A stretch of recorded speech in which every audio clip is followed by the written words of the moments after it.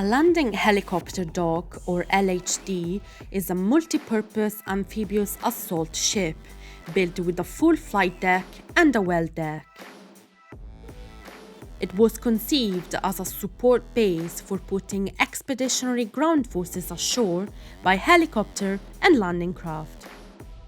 However, its primary role has evolved over the past 7 decades, with LHDs becoming more involved in humanitarian assistance and disaster relief missions, as shown recently with European LHDs being deployed around the world during the COVID-19 crisis. And if the mission for such vessels has changed, so has their design. In the US, for example, the Marine Corps originally called for ships with better seakeeping capabilities, internal dock areas to facilitate rapid loading and unloading of vehicles, plus the ability to carry heavy equipment supported by landing craft.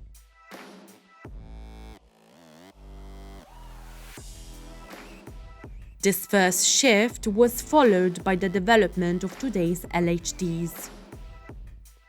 And as the importance of aviation capabilities grew, navies needed to integrate more flexibility in fewer vessels.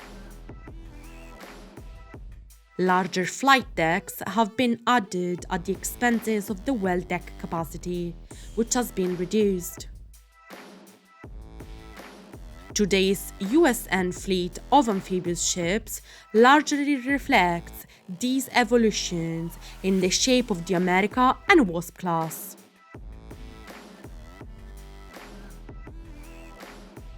Deploying for the first time back in 2017, the USS America is equipped with a flight deck capable of operating the latest aircraft flown by the US Marine Corps, such as the F-35 Joint Strike Fighter.